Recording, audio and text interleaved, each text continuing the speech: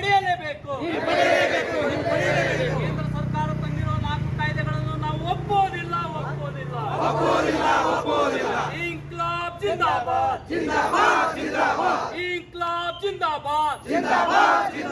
ಕಾರ್ಮಿಕ ವಿರೋಧಿ ನೀತಿ ಅನುಸರಿಸುತ್ತಿರುವ ಕೇಂದ್ರ ಸರ್ಕಾರಕ್ಕೆ, ಕಾರ್ಮಿಕ ವಿರೋಧಿ ನೀತಿ ಅನುಸರಿಸುತ್ತಿರುವ ಕೇಂದ್ರ ಸರ್ಕಾರಕ್ಕೆ ಇನ್ಕ್ಲಾಬ್ ಜಿಂದಾಬಾದ್, CITU ಜಿಂದಾಬಾದ್. ನಂತರ ಸರ್ಕಾರಕ್ಕೆ ಒತ್ತಾಯಿಸಲು ಹೇಳ್ತಾ ಇದ್ದೇವೆ. ಸನ್ಮಾನ್ಯರೇ, ಮೇಲ್ಕಾಣಿಸಿದ ವಿಷಯಕ್ಕೆ ಸಂಬಂಧಿಸಿದಂತೆ ಈ ಮೂಲಕ ನೀಡುತ್ತಿರುವ ಮನವಿ ಪತ್ರ ಏನೆಂದರೆ, ಕಳೆದ 4 ವರ್ಷಗಳಿಂದ ನೆನಗುದಿಗೆ ಬಿದ್ದಿರುವ ಕನಿಷ್ಠ ವೇತನದ ಅಂತಿಮ ಅಧಿಸೂಚನೆಯನ್ನು ಕೊನೆಗೂ ತಾವು ಆದೇಶ ಮಾಡಿ ದುಡಿಯುವ ಜನರಿಗೆ ಕನಿಷ್ಠ ವೇತನ ಜಾರಿ ಮಾಡಲು ಕ್ರಮ ವಹಿಸಿದ್ದೀರಿ. ತಮಗೆ ಗ್ರಾಮ ಪಂಚಾಯಿತಿ ನೌಕರ ಸಂಘ CITU ರಾಜ್ಯ ಸಮಿತಿ ಪರವಾಗಿ ಹೃತ್ಪೂರ್ವಕ ಅಭಿನಂದನೆಗಳನ್ನು ಸಲ್ಲಿಸ್ತಾ ಇದ್ದೇವೆ ಹಾಗೂ ಅಂತಿಮ ಅಧಿಸೂಚನೆಯನ್ನು ನಾವು ಸ್ವಾಗತಿಸುತ್ತೇವೆ. ಕಳೆದ ಹಲವಾರು ವರ್ಷಗಳಿಂದ ಗ್ರಾಮ ಪಂಚಾಯಿತಿ ನೌಕರರ ಕೆಲವು ಪ್ರಮುಖ ಬೇಡಿಕೆಗಳು ಇತ್ಯರ್ಥವಾಗದೆ ಬಾಕಿ ಉಳಿದುಕೊಂಡಿವೆ. ಸಚಿವರ ಮತ್ತು ಗ್ರಾಮೀಣಾಭಿವೃದ್ಧಿ ಮತ್ತು ಪಂಚಾಯತ್ ರಾಜ್ ಇಲಾಖೆಯ ಅಧಿಕಾರಿಗಳ ಜೊತೆ ಹಲವು ಸುತ್ತಿನ ಮಾತುಕತೆ ನಡೆದಿದ್ದರೂ ಕೆಲವು ಪ್ರಮುಖ ಬೇಡಿಕೆಗಳು ಇನ್ನೂವರೆಗೆ ಹಾಗೂ ಉಳಿದುಕೊಂಡಿವೆ ಮತ್ತು ಸಂಜೀವಿನಿ ಒಕ್ಕೂಟದ ಮೂಲಕ ಗ್ರಾಮ ಪಂಚಾಯಿತಿ ವ್ಯಾಪ್ತಿಯಲ್ಲಿ ಮಹಿಳಾ ವಾಹನ ಚಾಲಕಿ ಮತ್ತು ಕಸ ವಿಲೇವಾರಿ ಮಾಡುವ ಸ್ವಚ್ಛವಾಹಿನಿ ಮಹಿಳಾ ಕಾರ್ಮಿಕರು ಗ್ರಾಮೀಣ ಭಾಗದಲ್ಲಿ ಸ್ವಚ್ಛತಾ ಕಾರ್ಯವನ್ನು ನಿರ್ವಹಿಸುತ್ತಿದ್ದಾರೆ. ಇವರಿಗೆ ಕಳೆದ 2 ವರ್ಷಗಳಿಂದ ಗ್ರಾಮ ಪಂಚಾಯಿತಿಗಳು ವೇತನ ಇಲ್ಲದೆ ಇವತ್ತು ಏನು ಗುತ್ತಿಗೆ ಪದ್ಧತಿಯನ್ನ ತಂದಿದ್ದಾರೆ, ಗುತ್ತಿಗೆ ಪದ್ಧತಿಯನ್ನ ನಿಷೇಧ ಮಾಡಬೇಕು. ಆ ನಿಷೇಧ ಮಾಡುವ ಜೊತೆಯಲ್ಲಿ ಕಾಯಮತಿ ಮಾಡಬೇಕು,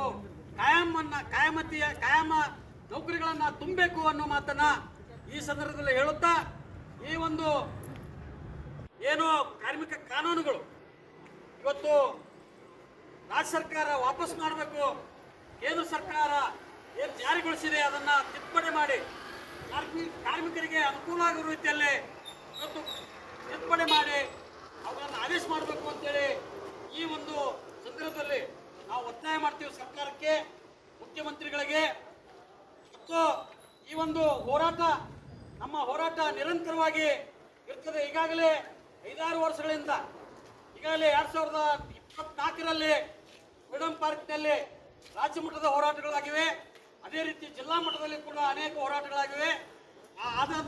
ಅದರ ಮೂಲಕವಾಗಿ ಇವತ್ತು ಈ ಕನಿಷ್ಠ ಕೂಲಿಯನ್ನ ನಾವು ಮಾಡಲು ಸಾಧ್ಯ ಆಗಿದೆ. ಆದರೆ CITU ನೇತೃತ್ವದಲ್ಲಿ ಇಡೀ ರಾಜ್ಯದಲ್ಲಿ ಪ್ರತಿಭಟನೆ ಮಾಡ್ತಾ ಇದ್ದೇವೆ.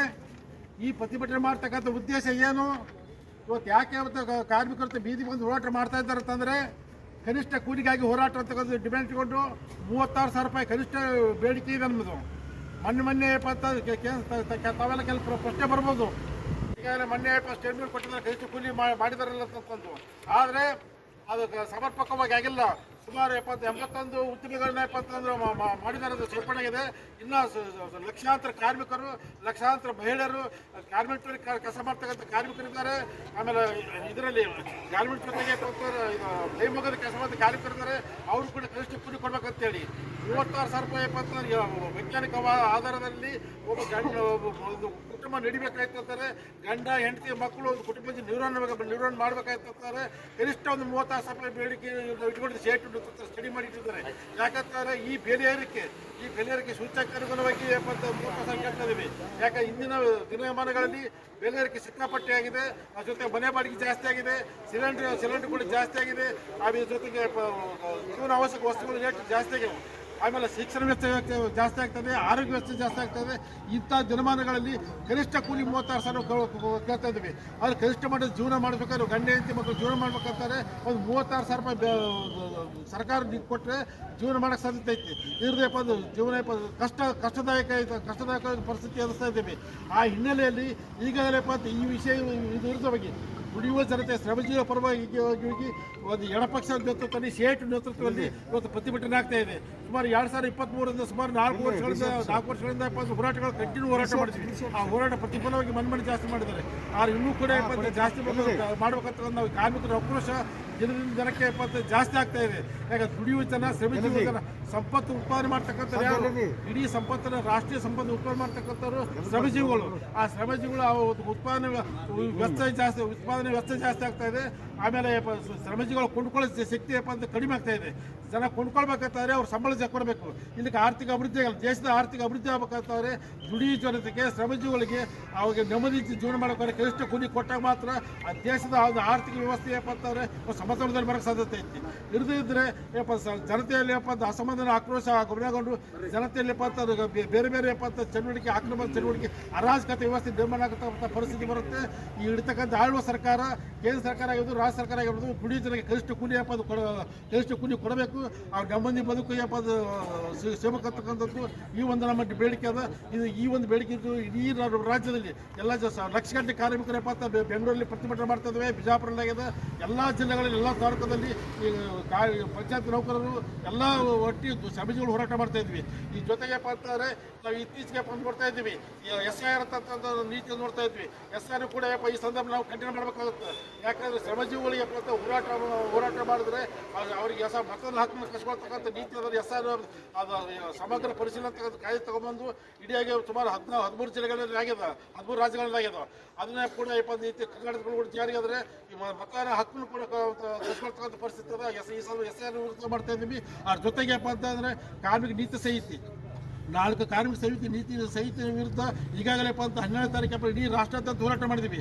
ಇನ್ನೂ ಕೂಡ ಈ ಹೋರಾಟ ನಿರಂತರವಾಗಿರುತ್ತೆ. ಈ ಕಾರ್ಮಿಕ ನೀತಿ ಸಹಿತ ತರೋದ್ರ ಮುಖಾಂತರ ಜನರ ಪ್ರಜಾಸತ್ತಾತ್ಮಕ ಹಕ್ಕುಗಳನ್ನ ಮೊಟಕುಗೊಳಿಸ್ತಾ ಇದ್ದಾರೆ. ಇವಾಗ ಕಾರ್ಮಿಕ ನೀತಿ ಸಹಿತ ಅಂದ್ರೆ ಏನು? ಈ ನೀತಿ ಸಹಿತ ಸುಮಾರು 29 ಕಾಯ್ದೆ ತಿದ್ದುಪಡಿ ಮಾಡಿ ಕಾರ್ಮಿಕ 4 ಭಾಗಗಳನ್ನು ಮಾಡಿ ಜನರನ್ನು ಹೊಡಿತಕ್ಕಂಥ ಪರಿಸ್ಥಿತಿ. ಆದರೆ ಜನರು ಸಮಿತಿಗಳು ಪ್ರತಿಭಟನೆ ಮಾಡಬಾರ್ದು, ಚಳವಳಿ ಮಾಡಬಾರ್ದು, ಪ್ರಜಾಸತ್ತಾತ್ಮಕ ಹಕ್ಕುಗಳನ್ನ ಮೊಟಕುಗೊಳಿಸ್ತಕ್ಕಂಥ ನೀತಿ ತರ್ತಾ ಇರೋಲ್ಲ. ಆ 4 ನೀತಿ ಸಹಿತ ಉಗ್ರವಾಗಿ ನಾವು ಖಂಡಿಸ್ತೇವೆ. ಅದು ಕೂಡಲೇ ನೂತನ ಸರ್ಕಾರ ಈಗೇನು DK ಶಿವಕುಮಾರ್ ಅವರ ಮುಖ್ಯಮಂತ್ರಿ ಆಗ್ತಾ ಇದ್ದಾರೆ. ಅವ್ರ ಕೂಡ ಇದ್ರ ಬಗ್ಗೆ ಹಿನ್ನೆಲೆಯಲ್ಲಿ ನಾವೊಂದು 4 ಕಾರ್ಮಿಕ ನೀತಿ ಸಹಿತ ಜಾರಿ ತರಬಾರ್ದು. ಈಗಾಗಲೇ ಕೇಂದ್ರ ಸರ್ಕಾರ ಜಾರಿ ಮಾಡಿದೆ, ಅದನ್ನು ಇಂಪ್ಲಿಮೆಂಟೇಷನ್ ಮಾಡೋಕ್ಕೆ ತಯಾರಿ ಮಾಡ್ತಾ ಇದ್ದಾರೆ ಕರ್ನಾಟಕ ರಾಜ್ಯ ಸರ್ಕಾರ. ಅವ್ರ ಜನಪರವಾಗಿ DK ಶಿವಕುಮಾರ್ ಜನಪರವಾಗಿ ನೀತಿಯನ್ನು ತರಬೇಕು.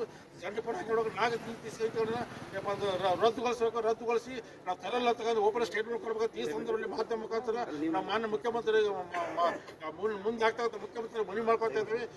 ಆ ಕಾರ್ಮಿಕ ನೀತಿ ಸಹಿತ ರದ್ದುಗೊಳಿಸಬೇಕು. ಈ ಜೊತೆಗೆ ಇತ್ತೀಚೆಗೆ ಕೇರಳದಲ್ಲಿ ಆಗ್ತಾ CM ಮೊನ್ನೆ ಪತ್ರಿಕೆ ನೋಡಿರ್ಬೋದು, ಅಧಿಕಾರದಿಂದ ಹಿಡಿದ್ರೆ ಇಡಿ ದಾಳಿ ಮಾಡಿದ್ರು. ಇಡಿ ದಾಳಿ ಮಾಡಿ ಮುಖಾಂತರ ಇಡೀಯಾಗಿ ನಾವು ಇಡೀ ದೇಶಾದ್ಯಂತ ಪ್ರತಿಭಟನೆ ಮಾಡ್ತಾ ಇದ್ದೀವಿ. ಇಡೀ ಒಂದು ಸಮಾಜವಾದಿ ಅಂತ ಮುಖಂಡ ಒಬ್ಬ ಕಾರ್ಮಿಕ ಪರವಾಗಿ, ಶ್ರಮಜೀವಿ ಪರವಾಗಿ, ದುಡಿಯುವ ವರ್ಗ ಪರವಾಗಿ ಒಬ್ಬ ಮುಖ್ಯಮಂತ್ರಿ ಆಡಳಿತ ಮಾಡ್ತಾರೆ. ಆ ಕೋರ್ಟ್ನಲ್ಲಿ ಕೂಡ ನಿರ್ದೋಷತೆ ಬಂದದ. ಆದ್ರೂ ಕೂಡ ಇಡಿ ದಾಳಿ ಮಾಡಿ ಅವರಂತ ಇಡೀ ರಾಜಕೀಯ ಒತ್ತಡ ತರ್ತಾ ಇದ್ದಾರೆ. ಆದ್ರೆ ಪ್ರಜಾಪ್ರಭುತ್ವ ವ್ಯವಸ್ಥೆಯಲ್ಲಿ ಕೇಂದ್ರ ಸರ್ಕಾರ, BJP ಸರ್ಕಾರ ಈ ಒಂದು ಹೋರಾಟಗಾರನ ಮನಸ್ಲಿಕ್ಕೆ ಇಡಿ ದಾಳಿ ಅಂತ ತರ್ತಾರೆ. ಈ ಸಂದರ್ಭದಲ್ಲಿ ನಾವು ಬಿಜಾಪುರ ಜಿಲ್ಲಾ ಸಮಿತಿ ಕೂಡ ನಾವು ಇದನ್ನು ಖಂಡನೆ ಮಾಡ್ತೇವೆ. ಆ ಒಂದು ನೀತಿ ಇಡಿ ದಾಳಿ ತರಬಾರತಕ್ಕಂಥದ್ದು ಕೂಡ ಅಂತ ಒಂದು ತಡೆಗಟ್ಟಬೇಕಂತದ್ದು. ಆಮೇಲೆ ನಮ್ಮ ಮೂಲಭೂತವಾಗಿ ನಮಗೆ ಡಿಮ್ಯಾಂಡ್ ಅದಲ್ಲ. ಈ ನಮ್ಮ 30,000 ಗರಿಷ್ಠ ಕೂಲಿ ಅಂತಾರೆ. ಈ ಸಂದರ್ಭದಲ್ಲಿ ರಾಜ್ಯ ಸರ್ಕಾರ ಕೂಡಲೇ ಗಮನಹರಿಸಿಕೊಂಡು 36,000 ರೂಪಾಯಿ ನಾವು ನಿಗದಿ ಮಾಡಬೇಕು. ಎಲ್ಲ ಶ್ರಮಜೀವಿ ದೇಶದಲ್ಲಿ ರಾಜ್ಯದಲ್ಲಿರ್ತಕ್ಕಂಥ ಎಲ್ಲ ಶ್ರಮಜೀವಿಗಳ ಪರವಾಗಿ, ದುಡಿಯುವ ಜನರ ಪರವಾಗಿ ನೀತಿಯ ಬದಲಾವಣೆ ಮಾಡಬೇಕು. ಅವ್ರ ಶಿಕ್ಷಣ ಅವರನ್ನು ಶ್ರಮಜೀವಿ ನೀತಿಯನ್ನು ಬದಲಾವಣೆ ಮಾಡಿ ದುಡಿಯುವ ವರ್ಗ ಪರವಾಗಿ ನಿಲ್ಲಬೇಕು ಅಂತ ಈ ಸಂದರ್ಭದಲ್ಲಿ ನಾನು ಇಲ್ಲಿ ಆಗ್ರಹ ಮಾಡ್ತಾ ಇದ್ದೀನಿ. ನನ್ನ ಹೆಸರು ಸುರೇಶ್ ಸಿಂಗ್ ಅಂತೇಳಿ, CIT ಜಿಲ್ಲಾ ಸದಸ್ಯ. ನೌಕರ ಸಂಘದ ವತಿಯಿಂದ ಹಾಗೂ CITU ಜಿಲ್ಲಾ ಸಮಿತಿ ವತಿಯಿಂದ ಮಾನ್ಯರಿಗೆ ಈ ಹೋರಾಟದ ಮೂಲಕ ಧನ್ಯವಾದಗಳನ್ನು ಸಲ್ಲಿಸ್ತಾ ಇದ್ದೇನೆ.